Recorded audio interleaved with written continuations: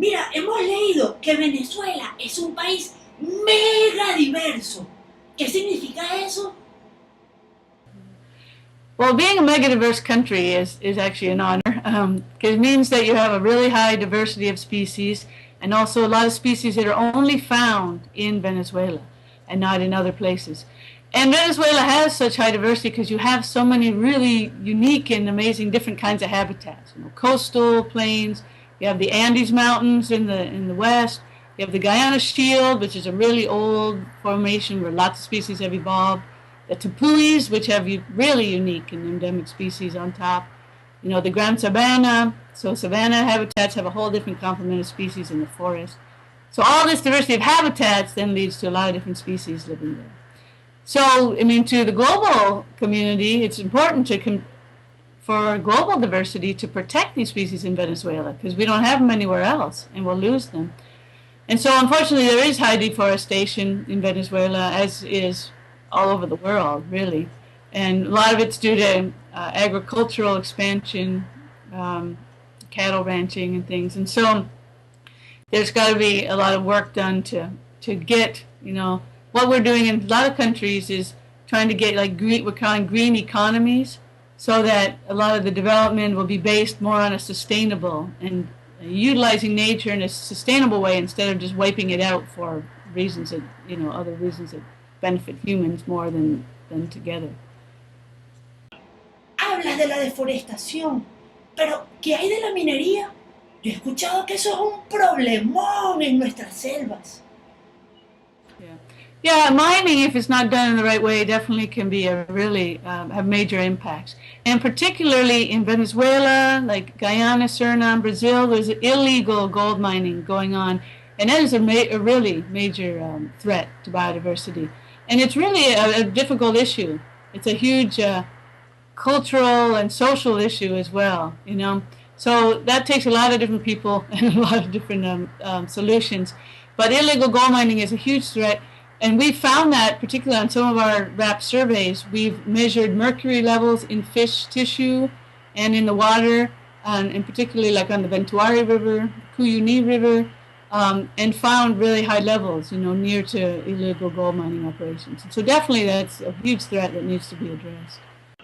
Leeanne, hay una cosa que me parece finísima de Conservación Internacional, y es que invitan a otros superhéroes a unirse a ustedes. ¿Qué se siente tener a Han Solo y a Indiana Johnson en su equipo? ¡Qué súper cool! When rainforests get slashed and burned, it releases tons of carbon into the air we breathe.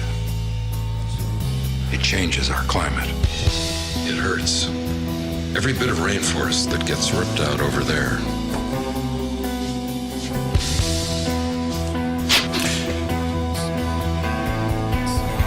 really hurts us over here.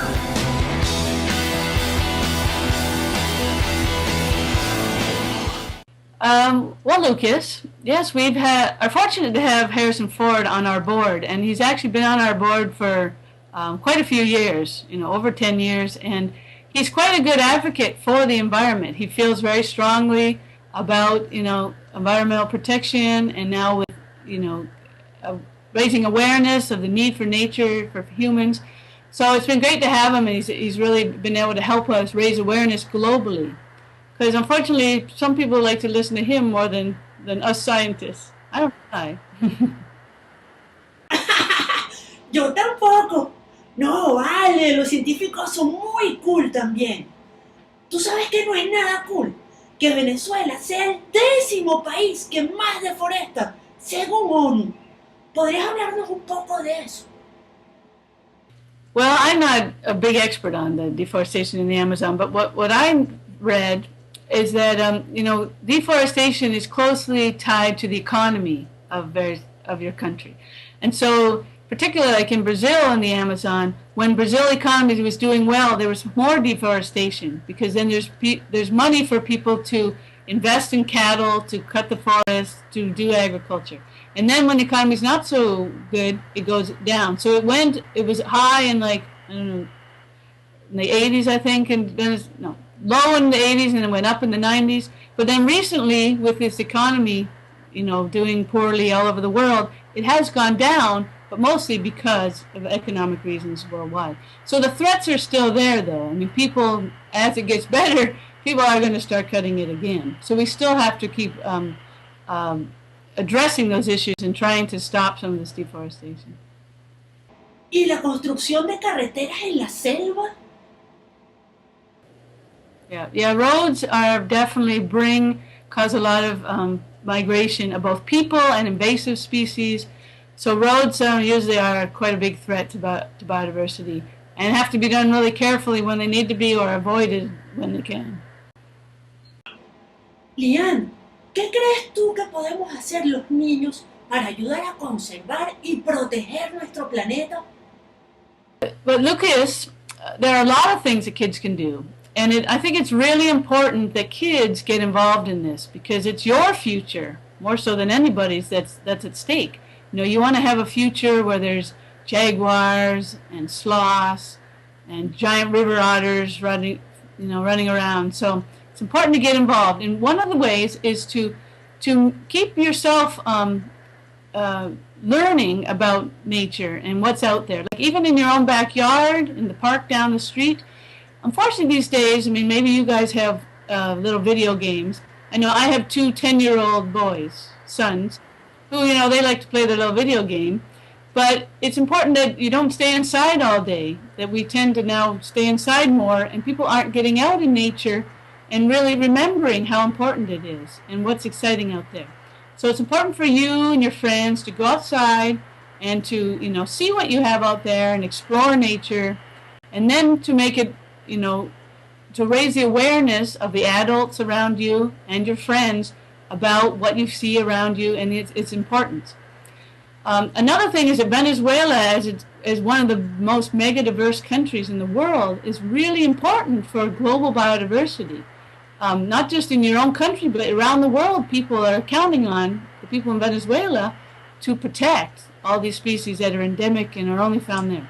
So it's important to, learn about them and to, keep talking about it and raise the awareness.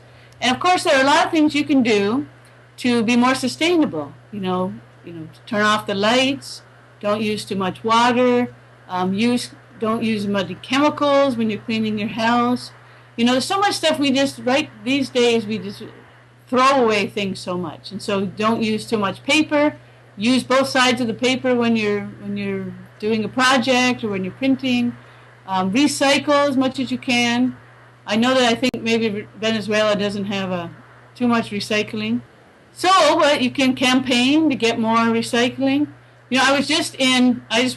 Fortunately went on a trip to Southeast Asia recently. And I was in Cambodia, and there was a big parade of youth about recycling. They had just around the town, this youth, middle school and high school kids, we made a big recycling parade. They had floats made of recycled materials. And we're just, going around raising awareness of the need to recycle. And kids, there's lots of you, and kids, that really, people think, only things are done at the high levels, but not really. It starts at the smaller levels and the local level, and then it grows. And nowadays with the internet, and I know you kids are much more savvy to the internet than us adults, there are a lot of things you can make and do that raise awareness and get people thinking about how to conserve all these species that we need, because you want fresh water and you want pollinators to make your food and you want fresh air. We all do. And so, raise the awareness of this need for everybody. Leeanne, nos encantó conocerte y nos diste muchas buenas ideas. Gracias por todo. Yeah, it's great to meet you. Thank you. And say hi to Annalise for me. Ciao. Bye. Thanks.